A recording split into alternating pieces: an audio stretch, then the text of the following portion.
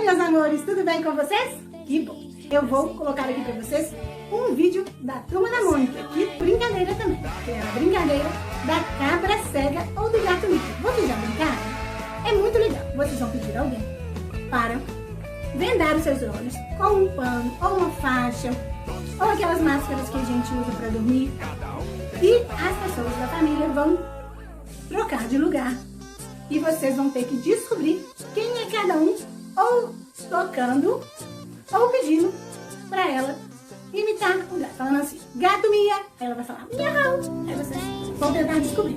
Eu vou colocar aqui um vídeo da Turma da Mônica, deles brincando de cabra cega, para vocês verem como é bacana essa brincadeira. Depois do vídeo, você faz na sua casa, tira uma foto, ou grava um vídeo e manda para mim também. Não esquece. Combinado? Vamos assistir o vídeo da cabra cega agora. Ei, turma, vamos continuar com o desafio. É a sua vez, Mônica. Vamos ver quem é. Ah, tá fácil, é o Cebolinha. Olas, como você adivinhou? Agora tenho certeza, Olas. Olas, pindalolas. Certo, agora o próximo. Ah, fácil. Pelo barulho de paçoca mastigada, sei que é você, Magali. Devia ter trazido Maria Mole. Próximo. Esse cheirinho só pode ser...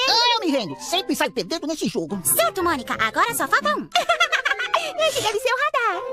Então é você, Dorinha. Perfeito, Mônica. Legal, é assim que você percebe o mundo. É. Mesmo com limitações, pessoas com deficiência podem se adaptar e apurar outros sentidos. Assim podemos fazer qualquer coisa. Adorei esse jogo.